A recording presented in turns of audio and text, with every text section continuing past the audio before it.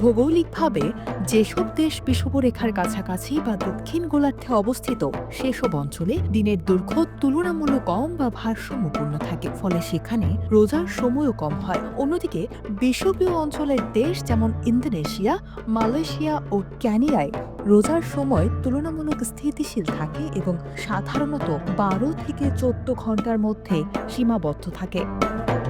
মধ্যপ্রাচ্যের দেশগুলোতে রোজার সময় মাঝামাঝি পর্যায়ে থাকে। উদাহরণ হিসেবে সংযুক্ত আরব আমিরাতে 2026 সালের রমজানের প্রথম দিনের রোজা প্রায় 12 ঘন্টা 46 মিনিট স্থায়ী হতে পারে, যা গত বছরের প্রথম দিনের তুলনায় প্রায় 30 মিনিট কম। মাসের শেষের দিকে সময় কিছুটা বাড়লেও শুরু ও শেষের পার্থক্য সাধারণত কয়েক মিনিটের মধ্যেই সীমাবদ্ধ থাকে। রমজান প্রতি বছর এগিয়ে আসার কারণে শীতকালীন সময়ের কাছাকাছি রমজান পড়লেও উত্তর গোলার্ধের অনেক অঞ্চলেও রোজার সময় কিছুটা কমে আসে, যা মুসল্লিদের জন্য তুলনামূলক স্বস্তি বয়ে আনে।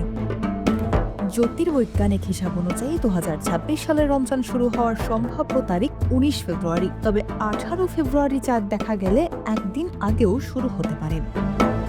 হিজরি ক্যালেন্ডার চন্দ্রচক্র ভিত্তিক হওয়ায় প্রতি বছর রমজান প্রায় 10 থেকে 12 দিন এগিয়ে আসে, ফলে দিনের দৈর্ঘ্য ও আবহাওয়ার পরিবর্তনের কারণে রোজার সময়ও কম বেশি হয়। কিছু উচ্চ অক্ষাংশ ও উচ্চভূমির অঞ্চল যেমন সুইডেন, নরওয়ে, গ্রিনল্যান্ড ও উত্তর কানাডার নির্দিষ্ট এলাকায় দিনের আলো অত্যন্ত দীর্ঘ হওয়ায় রোজার সময় কখনো কখনো 20 ঘন্টার কাছাকাছিও হতে পারে। যেসব এলাকায় দিনের দৈর্ঘ্য অস্বাভাবিকভাবে দীর্ঘ, সেখানকার মুসলমানদের জন্য বিশেষ সুবিধার কথা বলেছেন ইসলামী চিন্তাবিদরা। সেক্ষেত্রে রোজাদাররা চাইলে মক্কার সময়সূচি অনুসরণ করতে পারেন অথবা নিকটবর্তী কোনো মাঝারি দিনের শহরের সময় মেনে চলতে পারেন।